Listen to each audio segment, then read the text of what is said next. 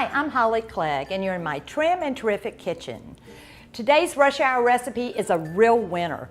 It's something perfect for when the days that you don't have time to cook, you don't want to cook, you're in a cooking rut, or you're just too busy. Salsa chicken. It's chicken with 5 ingredients, and it's a recipe your whole family will adore with those wonderful southwestern flavors. So, here's the ingredients. We have chicken tenders.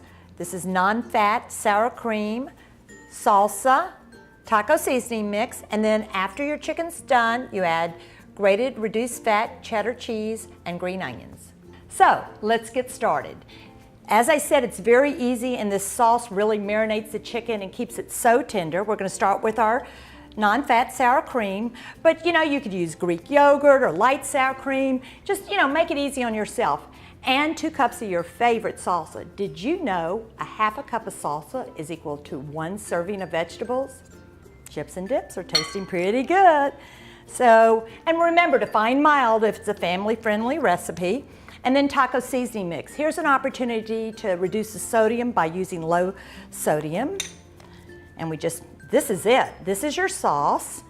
Let's cream it together real well. I could smell. This is what you call shortcut southwestern seasoning by using taco mix. Okay, we're just going to put it on there and bake it together. And you're going to put it in an oven at 350 for about 40-45 minutes. Check it until your chicken is tender.